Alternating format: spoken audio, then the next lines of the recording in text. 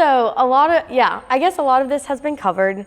Kind of the top 4 things we've talked about this year were to find our vocation, commit to community, explore our faith, and practice civic responsibility.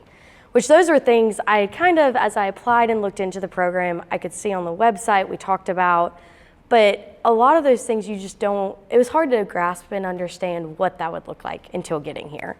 And I did kind of came in with not tons of expectations, because I knew, I was like, I'm just not gonna know until we get here. Like, we don't know any of the people we're here with. And so it's kind of neat coming in not really knowing exactly what was gonna go on and all that would happen this year. And so it's neat, like those 4 titles, like knowing what they were, but then getting to experience them day in and day out. So I'm gonna skip back to some before Fellows, before everything. I am from the great state of Mississippi. I love it a lot. I grew up there, I went to school there, but also we have family all over the US. So I feel like as much as it is home, I've spent a lot of time in other places. So I've really gotten to get experience in some other places, but loved community there, loved RUF, was just a huge part of my college years, huge part of bringing me my roommates, friends, and we really did a lot. Me and my roommates moved off campus freshman year. And so we had a house, so we did a lot of like hosting. So we did game nights, we did movie nights, people would come over to study, we'd go for walks, just all sorts of things. And it was something I loved a lot. And something that really, I guess I found a lot of my identity in, and that wasn't anything I really thought in some ways, like that would be flipped, and this year I would be served and I would be going into people's homes. And I didn't really have that space. My host family's house was their house and they were open with it, but it wasn't my space where I could just bring that in. So in a lot of ways, this year really has humbled me a lot to learn how to be served well and how to be humble. Another thing I really loved was football games, obviously, even though we were really not that good, taking pride in sports. One of my really good roommates, her family would come and do tailgates. And so got to know families, got to know like aunts, uncles, cousins, great time. Just something I didn't expect to have in college. And so that was another thing, like not just walking away from college and not just walking away from like peer friends, but also a really big community there. And so because of that, in some ways I was a little bit resistant to wanting to invest in a new place, wanting to invest in a new community, because I felt very settled, I felt very comfortable, and I had the friends I needed. And this just made me think of one of the biggest changes in my life I remember. I was maybe about 10 or 12, and the pastor of our church had taken a call to go to a different church in Missouri. And we were just such good friends with him, me and my sisters. I have 6 other sisters. And so we just loved their family. And they would come over and hang out all the time. We'd go to their pool. And so the day that he told us that, I just remember that making me so sad. And one of the things I said to him, I don't remember this, he told me this. He said that I just came up to him upon hearing, and I was like, oh, well, since you're leaving, my heart's gonna have to grow a lot more because I'm not ready to have someone else, like another pastor, come. And that's just been neat to think back on. He just shared this with me like a few months ago. And just was sweet to like think about this year of like, my heart needed to grow more. There is room for more people. There is room for a different community. There is room just to expand that. And I shouldn't have come in with just being resistant of like, I don't want this, I don't need this. So it's just been neat to come from Mississippi and come to Tennessee and explore that. And so the first way of doing that was finding our vocation. I was at the Chalmers Center, which is not related to my degree at all, which has also made me very uncomfortable in some ways of not knowing what I was doing or really anything about the Chalmers Center. And just being welcomed in, seeing community at work, seeing people that cared for you, who you worked with day in and day out, that would just ask about your life, and just seeing the way that they applied their gifts and passions to love those in the community, to equip the church, to serve and to help relieve some poverty and to see those people as people, was just an area I knew about but really wasn't exposed too much. Could kind of be comfortable where I was at and stay where I was. So one of the things we would do at work, we had frequency walks that we called them, where we could just get up, take a walk around, and had a couple coworkers I would do this with, which was just a great way to get outside, to kind of refresh after sitting in an office for a little while, and just to see God's creation. And so, like many of them said, I was able to experience work in a different way, and just to realize it really is more of an act of worship. Knowing that work, it has been designed since the beginning. It was before the fall that we were created to work, and that it is just such a glorious thing. So I've realized I love working with people. I've known that. I don't know if I will continue in the nonprofit world. I don't know if I'll continue in the economic development world, but I know just so much that I've learned from these people I would like to take into other areas of work, knowing that work is a gift, just doing something where I can be with people, where I can be active. So just that personal, relational sort of thing. The second area was to commit to community, and I enjoyed this in so many ways. I really this was something I was looking forward to, but also having great friends. It was hard to find the balance of how do I keep up friendships without feeling like I'm betraying them, but also how do I invest where I am. And it was neat because it came naturally. It was kind of forced upon us in some ways too, because we had to be at classes and certain things. And so it was neat just to see the Lord work on my heart and just show me this is where I needed to be, this is what I needed to be doing. And so some of the things I enjoyed the most was my host family. Coming from a bigger family, I had expected and hoped to be with a family with kids. But that has honestly been such a joy just to be with a older middle-aged couple, getting to come home, getting to have dinner with them, not having to feel like I have to have tons of energy to run around and do stuff. And just the way, obviously they've been generous to open their home, but just to see them as I'm in the kitchen, to engage me in conversation, but also letting me feel the freedom to go down to my room or to go for a walk. It's just been neat to see how much people are just willing to, in some ways, accept like a disruption to their normal schedule and to include that in their lives. So I've loved that. I've loved getting to do a Bible study here at North Shore, just getting to meet several women in the congregation and to have some more intentional time together. I know that's something, it was figuring out schedule, like what's too much, what's too little, how do I, even though it's only 9 months, how do I learn and grow and invest? So that has just been a big blessing. And of course, all of the fellows. Here's some other pictures of us doing things. I love the picture of us, this was on our past retreat, dancing.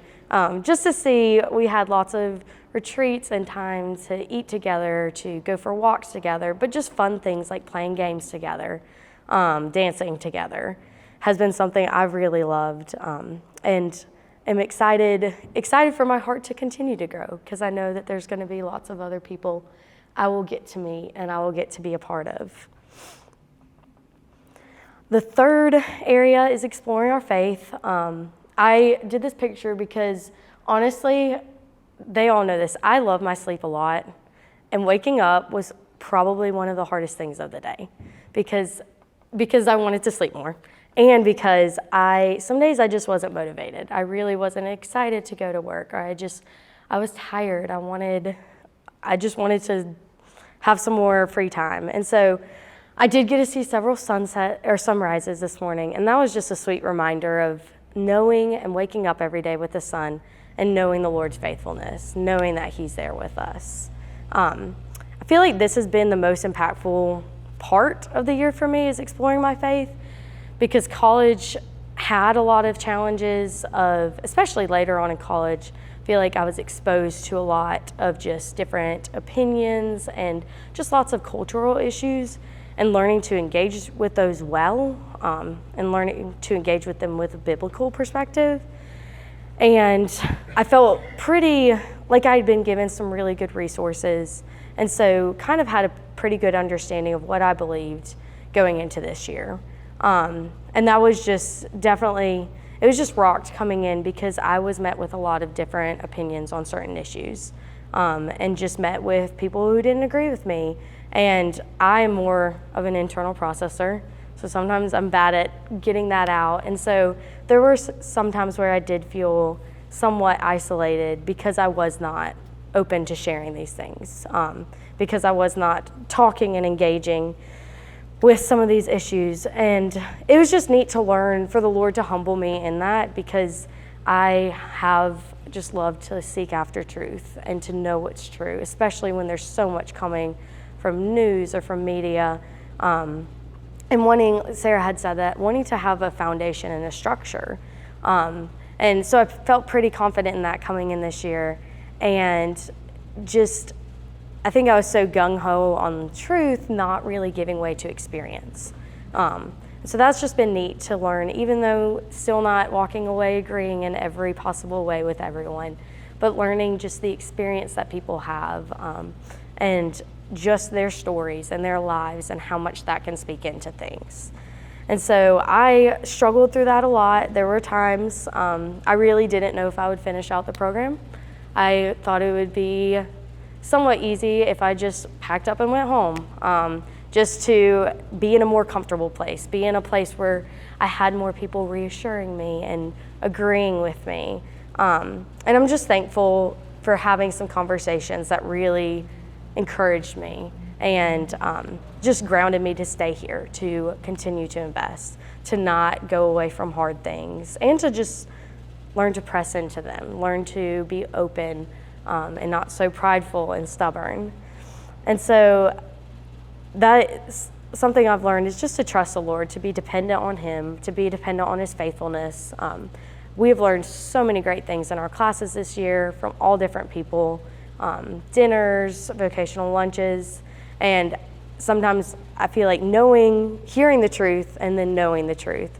And so I definitely at times lacked on spending time individually in scripture, spending time in prayer. And it's just been neat to think back on a lot of the things we've learned and to want to continue to apply them, even as this 9 months comes to a close, but continuing going back to them and looking over them and rereading it. And then our last thing that we did, or last aspect of the program, was to practice civic responsibility. And that I enjoyed a lot, was just getting to see the brokenness of the city, but also getting to see the ways that people are doing so much for the city. I know I was encouraged by not everyone can do everything. And a lot of these people focused on little areas, and their job may seem pretty insignificant, but over the course of the 9 months, getting to see 10 to 15 different places that focused on their area and really reached to equip those people was really neat. Definitely lots of brokenness. Being in a bigger city, I feel like you have that in small towns, but you have to go looking for it more so. We're in a bigger city, it's pretty evident, it's pretty there. And so that's just been good for me to see. Going throughout life, you can't just ignore or stay comfortable or want to stay in just your area, but wanting to go out and to serve in some ways. And so we got to see lots of different places, a food pantry that's doing this, homeless shelter, building homes for lower income people, sports for lower income individuals, and just the way that they really want to serve others is something I would love to carry on, to find a way in a new city to invest, and to go looking for those, but also just to have open eyes to see ways I can do that with opportunities that I already have around me. These were some more pictures of just some fun things throughout the year, knowing there were lots of fun things throughout the year. There were also lots of hard things, lots of challenges throughout the year. And some weeks were harder than others, some mornings were harder than others.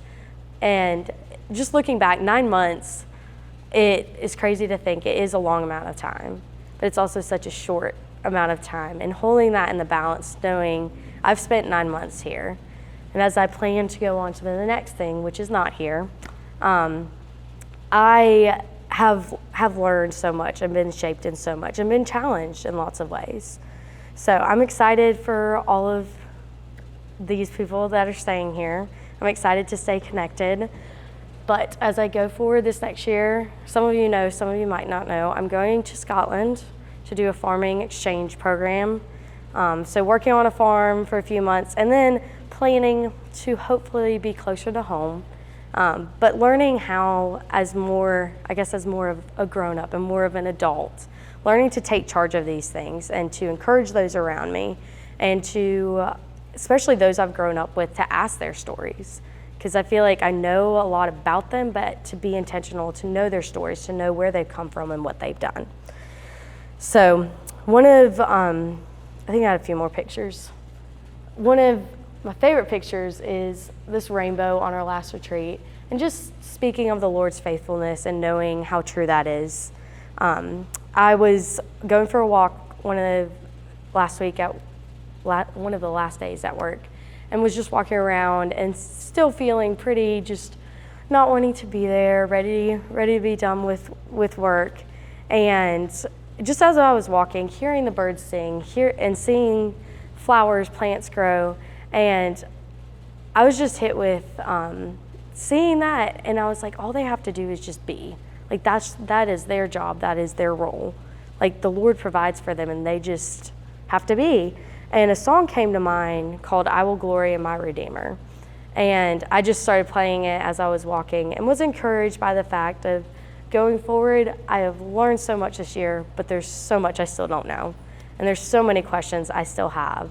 But knowing in all of these areas, in our vocations, in our faith, in our work, in our community, just glorying in our Redeemer.